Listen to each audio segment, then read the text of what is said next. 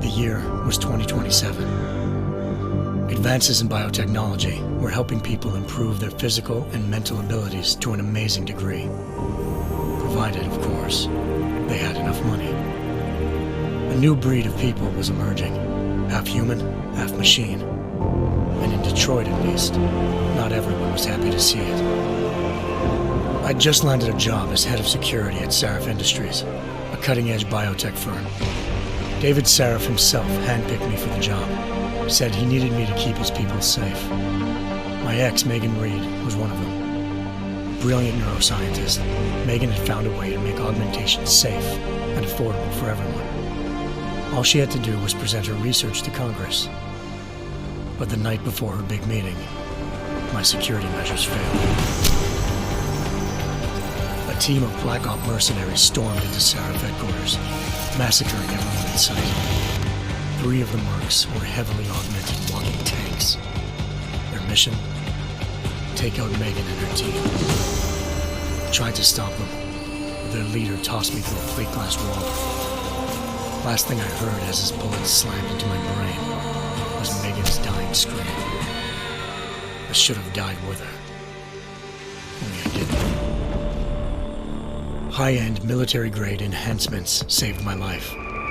The best augmentation Sarif's money could buy. It took me half a year to get a feel for her. Should have taken longer. But 6 months into my recovery, Sarif Industries was attacked again. This time, by a radical group of pro-human purists. Violent, militant, and fanatically opposed to human augmentation. They claimed to be members of Humanity Front, a non-profit organization that wanted the UN to limit biotechnology research.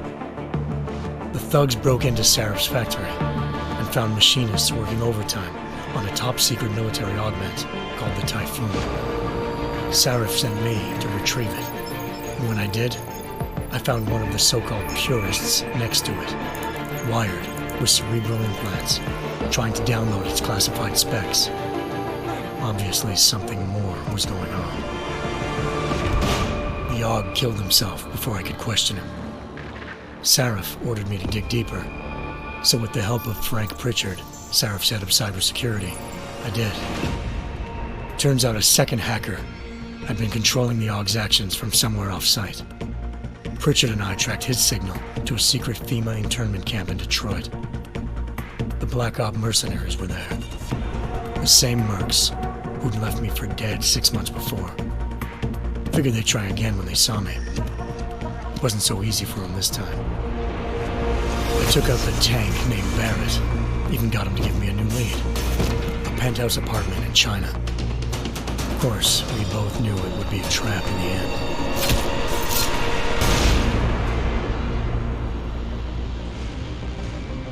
Hengsha Island, China.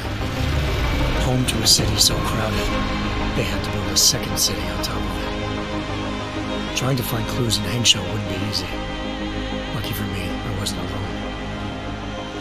Farida Malik, Sarif Industries' ace pilot, had lived in Hengsha before.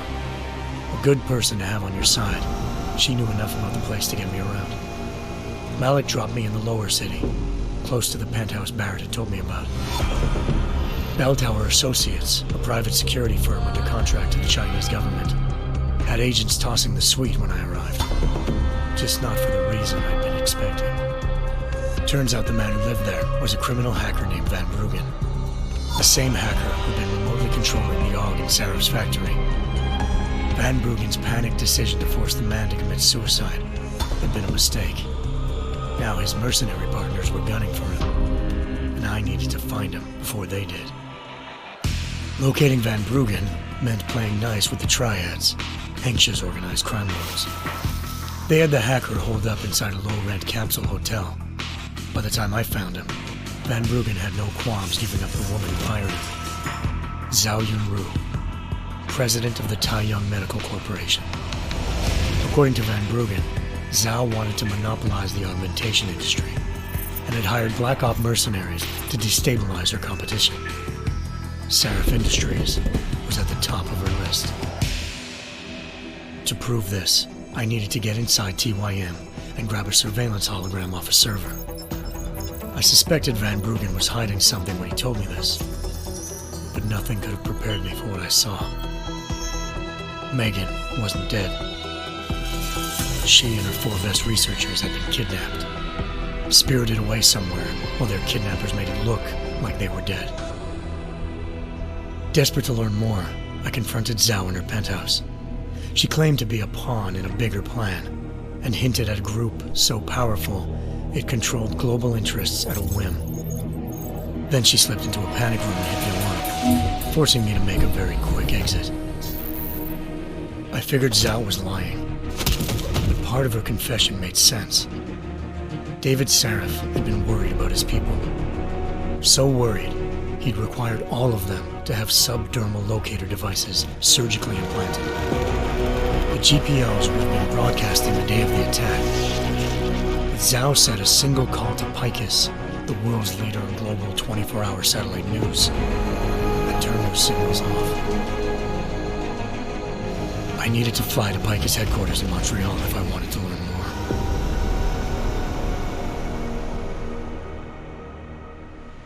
Eliza Cassan, Picus Communications' First Lady of News. Malik thought I was reaching when I told her Eliza was involved in this. The world's most famous news anchor, working with a mercenary hit squad.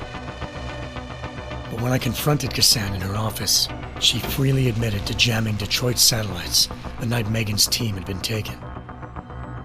Said she's just been following her commands. I suspected she wanted to say more. But Black Op mercenaries showed up looking to shut us both down. And just like that, the Eliza I'd been talking to disappeared. The mercs were led by an augmented killer I'd crossed paths with twice before, Fedorova, a woman who'd made silence her best friend.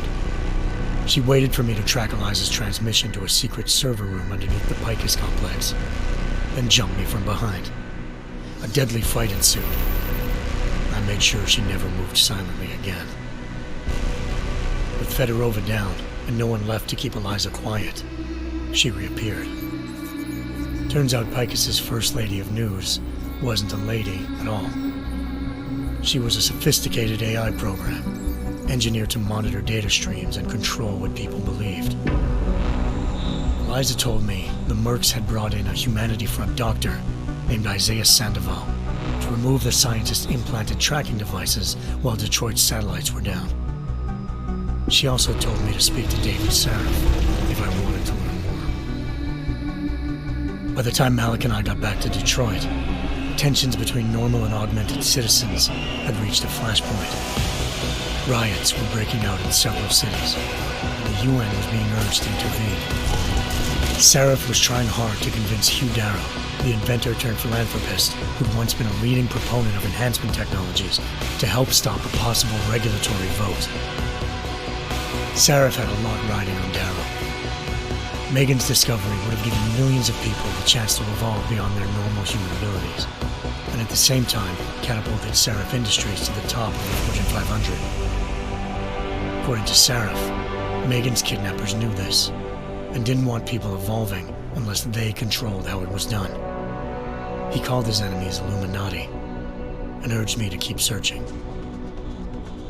Determined to do so, I tracked down Sandoval via America's most outspoken augmentation opponent, Bill Taggart, Sandoval's boss and founder of Humanity Front.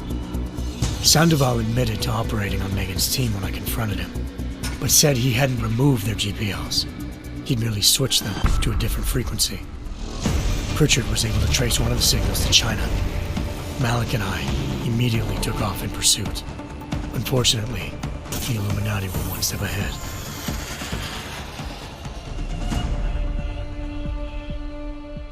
Ambushed. Shot out of the sky by Bell Tower Associates seconds after entering Hengsha's airspace. Malik's piloting skills saved me. After a tense and bitter struggle, I escaped into Lower Hengsha. The tracking signal I was following led straight to the Triads, or more specifically, to the augmented arm of Tong Si-hung, leader of a gang of augmentation harvesters. Tong said they'd taken the arm off a corpse, which Bell Tower had left at their door, meaning at least one of Sarif's scientists was dead. Maybe not the rest of them, though. Tong pointed me to a port used for human trafficking and helped me slip aboard a bell tower ship. It was sailing to Rifleman Bank Station, a military base in the South China Sea.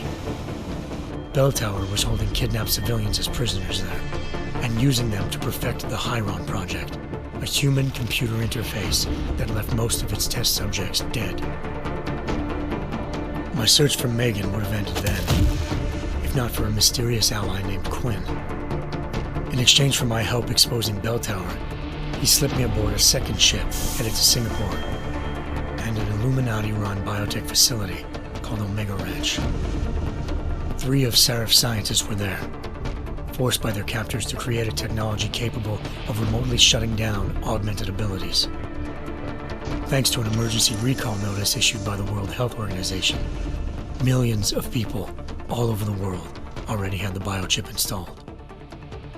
With the help of the scientists, I tracked Megan to a private section of the ranch.